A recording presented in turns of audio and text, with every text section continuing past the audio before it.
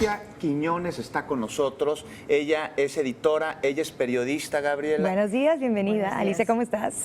Muy bien, muchas gracias. Y ella nos va a hablar el día de hoy sobre aquellas grandes novelas, grandes obras de teatro, escritores que han escogido la Ciudad de México como escenario de sus novelas, de sus cuentos. Que seguramente son muchos. Y mágicos, la gran mayoría. Imagínate. Así es, ¿no? Bueno, tenemos una gran tradición, Sí. en realidad innumerable, no solamente a nivel literario, sino también a nivel periodístico, ¿no? Claro. Los periodistas a lo largo de los años y de los tiempos se han dedicado a crear esta memoria de la propia ciudad, de la ciudad que hoy habitamos, que ha sido muy distinta, en la que podemos ver cómo se ha ido transformando.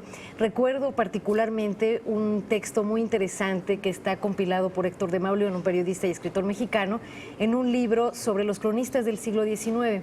Entonces hay un cronista ahí que se llama Ángel de Campo Micros, ¿no? Más conocido como Micros en su época, en donde relata la llegada del primer coche a México. Uy, lo que debe haber sido Imagínate esa impresión para todos. Así es.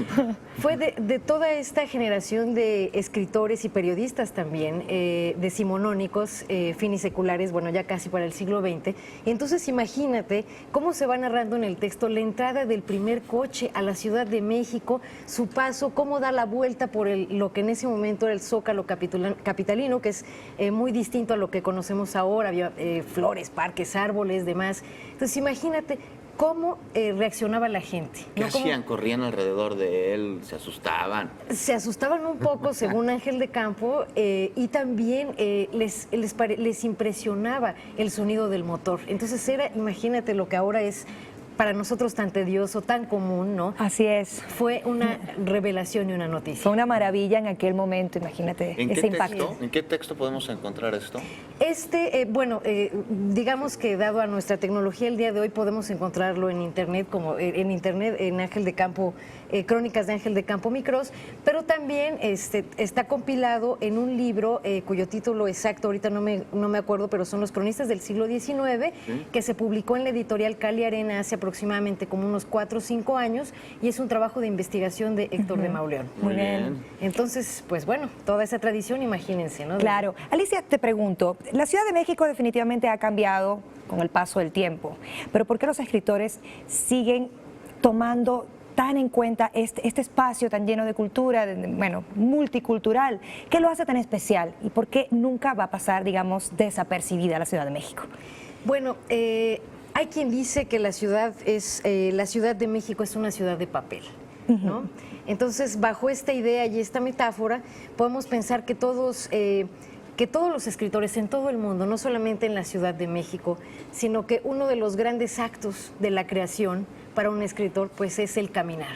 No caminar, transitar. Ahí, bueno, y aquí en esta ciudad tan multicultural desde todos los tiempos, sí, lo ha sido desde todos los tiempos, pues para un escritor, imagínate, tomar las calles por asalto, digámoslo así, ¿no? Prácticamente. Claro. Ver los personajes florecer, es lo que hace que, es decir, la realidad Sí. es el primer componente, el primer punto de partida para la creación, ya Así sea es. ficción o no ficción, ¿no? Entonces, ahí están en la calle, en las esquinas.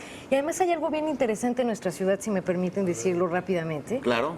Y es que hoy en día podemos recorrer las calles de nuestra ciudad y podemos ver, sobre todo en el centro, por ejemplo, que está la calle de Madero, ¿no? Sí. Y abajo está el nombre de cómo se le llamaba a esa misma calle Sí. en el siglo XIX o de 1800 tal a 1850 y tantos, y luego cómo se fue transformando la ciudad. Eso, por supuesto, que también es materia. Claro Sin que sí. duda. Y queda además como vestigio, como testigo de cómo era la ciudad a través de los libros. Tenemos un libro, por ejemplo, El complot mongol, que refleja perfectamente la apariencia de la Ciudad de México. ¿En qué año debe haber sido esto? No recuerdo perfectamente. Por ahí de los 60, 50, Así es, ¿no? de los 60. Sí. Que justo en esa época, junto con el complot mongol, se dieron una gran ebullición de cronistas, ¿no? En la Ciudad de México, ¿no? También tenemos, un poco más posterior, lo que comentábamos hace un momento, todas las novelas de José Emilio Pacheco. Hay una que es escenario en La Romita. ¿Conoces la Plaza de La Romita? No la conozco. Pues no te la puedes perder y no está lejos del Centro Histórico de la Muy Ciudad de bien. México. Ahí, ¿de qué libro estamos hablando? Estamos hablando de las batallas en el desierto. ¿Qué ¿no? pasaba en esa placita de La Romita? Bueno, es, como lo sabemos, es una de las novelas más emblemáticas y más conocidas de José Emilio Pacheco. Y bueno, pues nos narra no solamente la Condesa, la Roma, todas y cómo se van transformando a través de una historia, en principio, pues de amor también. Claro. ¿no? Sí. Entonces, esta novela es el registro de una época y de un momento de nuestra ciudad, ¿no? Claro. En colonias específicas. Lo mismo hizo Bolaño, por ejemplo, ¿no? Claro. Roberto Bolaño, Café La Habana, el Café La Habana no tan tradicional, los lugares donde había digamos también la colonia Tacuba, Tacubaya, Claro. ¿no? Y en la Sí. actualidad, ¿cómo podemos ¿Existen? reflejar la Ciudad de México a través de las letras? Muy interesante. Bueno, pues yo creo que se están dando una simbiosis muy interesante entre la literatura de ficción y de no ficción. Sí. No solamente de la Ciudad de México, sino de las distintas ciudades de nuestro país. Y es que muchos escritores jóvenes están tomando las ciudades como parte de sus personajes, la realidad como parte de su ficción, ¿no? Ya. Muy bien. La crónica como un elemento de las novelas, ¿no? Por ejemplo, tenemos a un escritor norteño que se llama Julián Herbert, ¿no? Sí. Que también retrata. Pero también tenemos el más reciente libro de José Luis Martínez, que se titula El día que cambió la noche. Ah, Este es un libro de reciente aparición, pero que nos retrata la Ciudad de México después del terremoto del 85. muy bien. Muy bien. Muy Hubo bien. un gran paso, una gran diferencia en la vida nocturna, por ejemplo. Claro, No, en todos seguramente. los ámbitos de la vida hubo gran diferencia.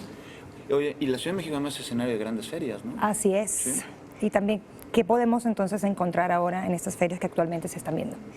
Bueno, acaba de suceder la Feria del Libro del Zócalo, Sí. y por supuesto que vamos a tener en donde muchas editoriales que se asientan en la Ciudad de México estarán ahí en la Feria del Libro de Guadalajara, ¿no? Tendremos, por supuesto, un homenaje, bueno, los organizadores de la feria lo llevarán a cabo un homenaje a Carlos Fuentes, a presentar su obra póstuma, pero también estará Mario Vargas Llosa, que es uno de los grandes cronistas, Claro. ¿no? De América Latina, ya no digamos de las ciudades de América Latina, y también pues estarán Norman Manea, que es un escritor rumano muy interesante que recibirá el premio Lengua Romance. Y también tendremos a otro de los grandes cronistas, Héctor Aguilar Camín, con un homenaje, ¿no? Maravilloso. Que es alguien que también ha retratado de diversas maneras, tanto en ficción como en no ficción, el paso del tiempo por la ciudad. ¿Qué tal? No, bueno, tenemos libros para echar hacia arriba. De todo y para todos. Así es.